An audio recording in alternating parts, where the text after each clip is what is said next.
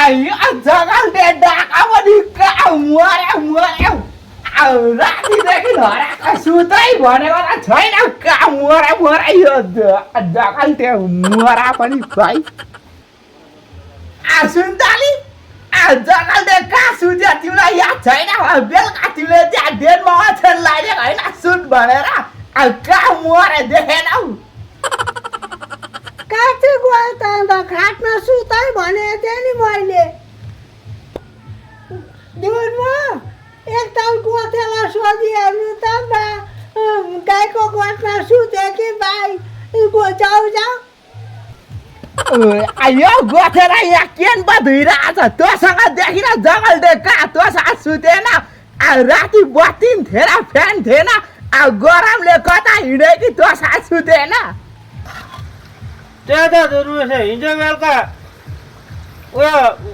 fridge कोट्या हिँड्दै थियो बा फ्रिजभित्र बा मऱ्यो कि चिसोले गर्मी भयो भन्दै थियो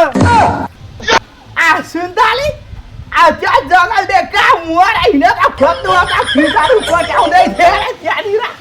हिँड छिटो खोजिहाल्नुपर्छ हिँड न छिटो मऱ्यो त आऊ त सुन्ताली आयो फ्रिज खोला त हेरौ यो जग्गा बियर छैन फेरि गरम जग्गाबाट आएको कि मर्या सुन्ताली यो त यहाँ कक्रिरहेको छ राति कहाँ गयो भनेको त राम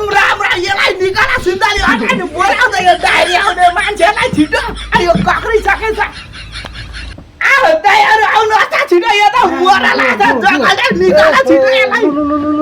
राम कति भारी रहेछ फेरि यो गदा त बैगन अब यो पाराले हुँदैन मर्छ यो बाहिर घाममा सेकाउनु पर्छ यसलाई घाममा सुकाउनु